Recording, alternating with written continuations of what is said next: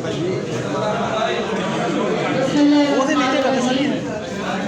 سب کا بہت شکریہ کہ آپ لوگ یہاں تشریف لائے اور جو ابھی اعظم بھائی نے جس ہیلتھ انشورنس کی بات کی جو اس بجٹ کے اندر شامل کیا گیا ہے وہ وزیر اعظم پاکستان محمد شہباز شریف صاحب جب اپوزیشن لیڈر تھے تو اپوزیشن چیمبر میں بہت سی ایسی درخواستیں آتی تھیں کہ جس کے اندر صحافیوں کے رپورٹرز کے میڈیا ورکرز کی کبھی ہاسپٹل کی درخواستیں آتی تھیں دوائی کی آتی تھی تو اسی وقت انہوں نے مجھے کہا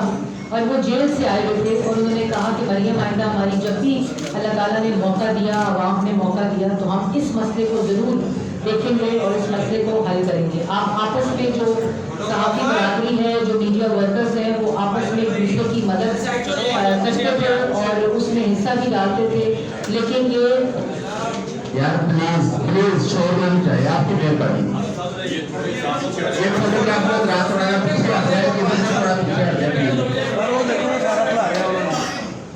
تو جی یہ جس طرح ابھی بات بھی ہو رہی تھی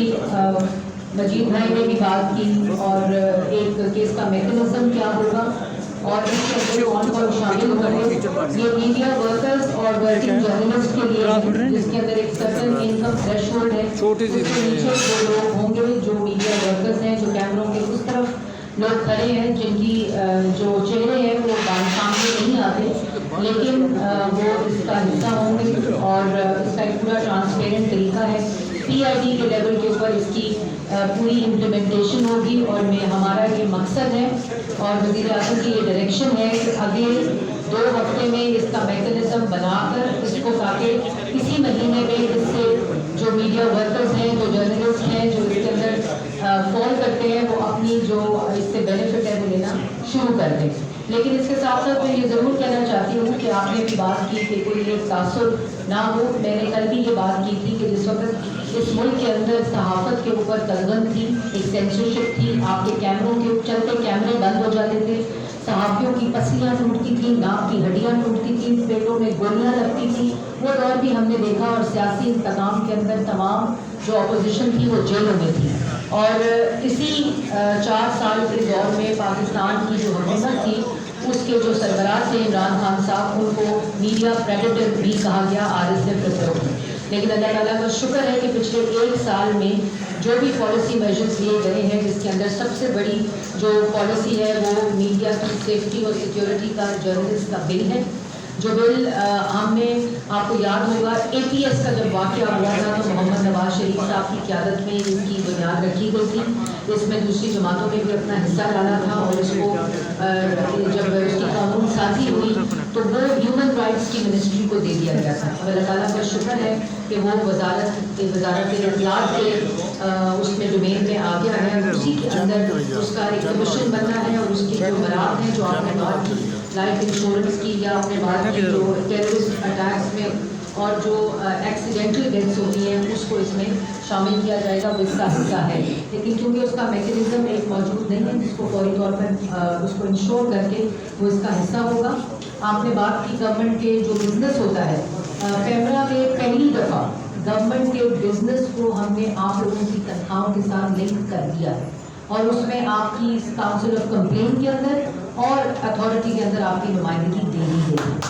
اور اس کے ساتھ ساتھ جو ITME ہے پچھلے 12 ماہ میں ITME نے 10 کروڑ کی ریکوری کر کے سیدھا ڈائریکٹ امپلائیز کو تنخواہیں جو نہیں ملی ہوئی وہ دے دی گئی ہیں اور یہ بہت بڑا تاریخی کام تھا کہ جو ITME کے ذریعے ہوا تھا. اور آپ کو یاد ہوگا کہ 8واں ویج بورڈ بھی پچھلی ہماری ہی حکومت میں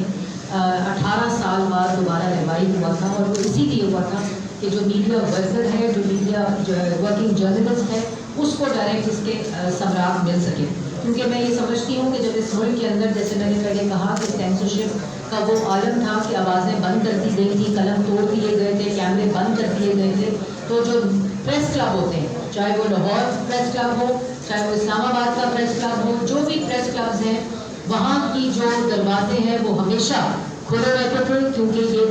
یہ میں کہتی ہوتی ہوں کہ جو وزارت کی کرسی ہے اس سے زیادہ کرسی یہ نیشنل پریس کلب کی مضبوط کرسی ہوتی ہے اور یہی وہ وجہ ہے کہ ہمیں جب کہیں بولنے نہیں دیا جاتا تھا، پارلیمنٹ کے میڈیا کارنرز کو بند کر دیا گیا تھا، پارلیمنٹ کے اندر میڈیا کے آنے کی اجازت نہیں تھی، وہ تمام جو گیلری تھی اس کو بند کر دیا گیا تھا، تو نیشنل پریس کلب ہماری آواز بنا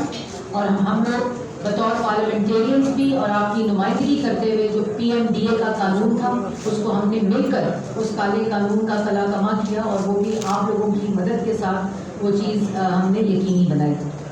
اس کے ساتھ جو ڈیجیٹل آپ نے بات کی پریس کلب کی، تو آپ کو پتہ ہونا چاہیے کہ پرائم منسٹر نے اس سے جو حکومت وفاقی بجٹ آیا ہے اس کے اندر IT کے شعبے میں ایک بہت بڑی ریولیوشن ہے، چاہے وہ نوجوانوں کے لیے ہو، چاہے وہ IT کمپنیز کے لیے ہو، اور چاہے وہ پاکستان کا جو کانسیپٹ ہے، ڈیجیٹل کانسیپٹ ہے، اس کو انشور کرنے کے لیے پریس کلب کے آلریڈی جو ڈیجیٹل اسٹوڈیوز ہیں ان کے اکوپمنٹس آ گئے ہیں۔ میں آپ سے وہ لے بھی لوں گی، اور وہ تمام جو آپ لوگوں کی ریکوائرمنٹ ہے، کیونکہ یہ ضروری ہے کہ جس طرح یہ سوشل میڈیا کا پروپیگنڈا جو ہے وہ بڑھتا ہے، آپ لوگوں کے اگر پاس وہ فیسلٹیز موجود ہوں تو آپ مثبت رپورٹنگ اور فیک نیوز کا جو بھی بٹل ہے وہ ایسے طریقے سے دے سکیں، اور جو ڈیجیٹل اسٹوڈیوز کا کانسیپٹ ہے، جس طرح ہم باقی اداروں میں یہ ڈیجیٹل کانسیپٹس لا رہے ہیں، تو پریس کلب میں یہ چیز بہت ضروری ہے۔ ہمارا اکوپمنٹ آلریڈی بھی اسلام آباد کے لیول پر آ چکا ہے۔ اسلام آباد کا مطلب میرا خالی اسلام آباد پریس کلب نہیں ہے، بلکہ تمام پریس کلبس کے لیے جن کی ریکویسٹ آئی ہوئی تھی، آپ لوگ بھی اس میں ڈالیں گے تو اس کو ہم اس میں شامل کر لیں گے۔ اس کے ساتھ ساتھ جو آپ نے کہا منیمم جو 32,000 کی ویج گورنمنٹ نے اعلان کیا ہے،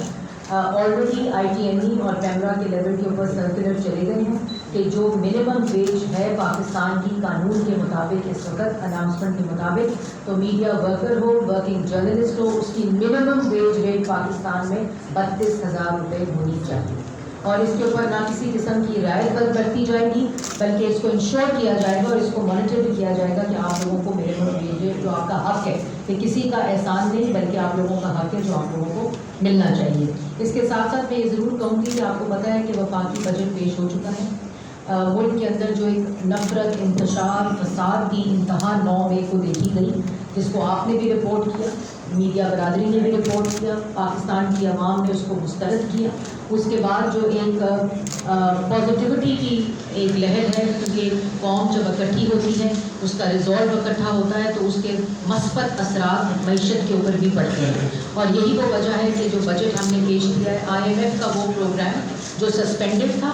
جو وائلیٹڈ تھا، اور جو ملک لوگ کہتے تھے، یہی لوگ کہتے تھے کہ ملک جو ہے وہ ڈیفالٹ ہونے کے دہانے پر پہنچ چکا ہے۔ جب موجودہ اتحادی حکومت آئی تو اللہ تعالیٰ کے فضل و کرم سے نہ صرف معیشت کی سمت ٹھیک کی گئی، مہنگائی کی صورت میں 1 سال مشکلات پاکستان کی عوام نے بالکل صحیح ہیں، لیکن جو ریزولو ہے وہ مہنگائی ختم کرنے کا ہے، کیونکہ پاکستان مسلم لیگ نون کی حکومت جب آئی ہے نواز شریف صاحب کی قیادت میں، تو مہنگا ترین ملک سستا ترین کر کے دکھایا ہے،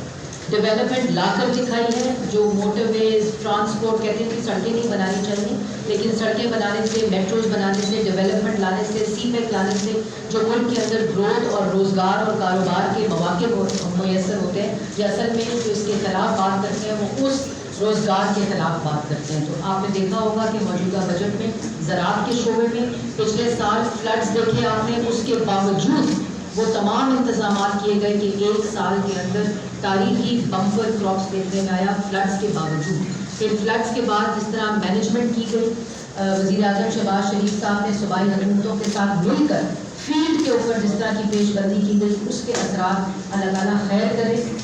میں آپ سب سے بھی گزارش کروں گی کہ آپ دعائیں کریں کہ جو سائیکلون اس وقت جو ساؤتھ میں ہٹ کرنے کی جو بار بار پیشن گوئیاں ہو رہی ہیں، وہ اللہ تعالیٰ اپنا کرم کرے، اپنا رحم کرے، لیکن جس طرح کی ایویکویشن ہوئی ہے یہ وہی پیش بندی ہے جو پچھلے سال کی گئی کہ اگر اس طرح کا کوئی بھی حادثہ ہوتا ہے یا ایسی کوئی بھی نیچرل کلیمٹی آتی ہے تو اس کی منصوبہ بندی ایسی ہو کہ جانیں بچائی جا سکیں، تاکہ جانیں جو ہے لوگ جو ہے وہ ان کی ہلاکتیں ہوں یا لوگ شہید ہوں۔ تو یہی وہ سارا ریزولو ہے۔ اس کے بعد آپ نے دیکھا کہ ہر وقت جو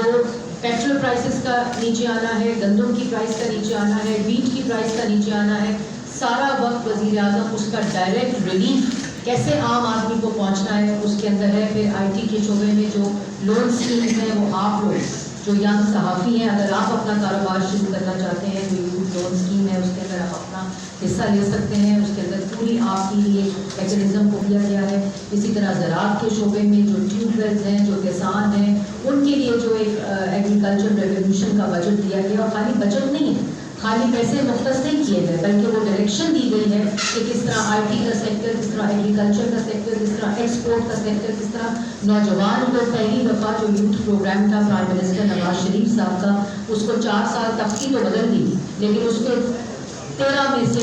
8 जो हिस्से थे वो बंद करके रखे, और सिर्फ उसकी तशहीर के ऊपर पैसा खर्च होता था, लेकिन नौजवानों को उसके जो बेनिफिट्स हैं वो नहीं मिल सके। इस बजट और पिछले साल बजट में जितना IT रिलेटेड नौजवानों के लिए, एग्रीकल्चर रिलेटेड और यूथ रिलेटेड जितना बजट था, उसकी डायरेक्शन भी, उसका मैकेनिज्म इस बजट के अंदर तय कर दिया गया है, ताकि रिलीफ जो है वो फौरी तौर पर मिल सके। इलेक्शन में आपका सवाल होगा,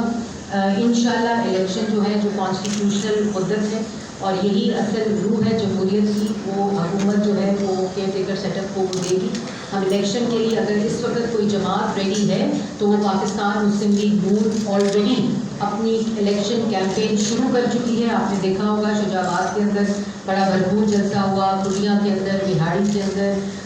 लाहौर के अंदर, तो यही वो इलेक्शन कैंपेन का तसलसल है जो शुरू हो चुका है। मरीम नवाज शरीफ साहिबा ने भी 3 दिन पहले शुजाबाद में भरपूर जलसा किया, और जो अवाम की सपोर्ट, अवाम का जो रद्द अमल है, और अब पाकिस्तान की कौम ये फसाद, ये नफ़रत, ये इंतशार, इस हिजान की कैफियत से थक चुकी है। और मकसद मौजूदा हुकूमत का है कि मुल्क के अंदर एक ऐसी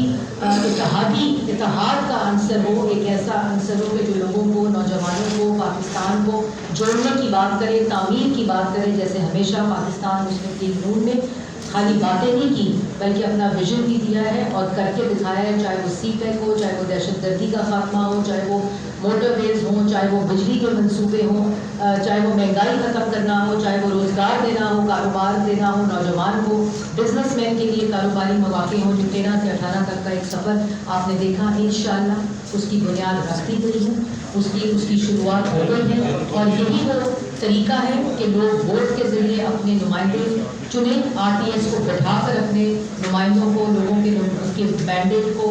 कत्ल करके, उसके ऊपर मुसल्लत करके जब भी कोई मसनूई चीज़ डाली जाएगी तो वो इसी तरह रेत की तरह बिखरेगी, और उसका कोई जो अवाम के साथ उसका ताल्लुक है वो नहीं होगा। लेकिन मैंने जैसे पहले कहा कि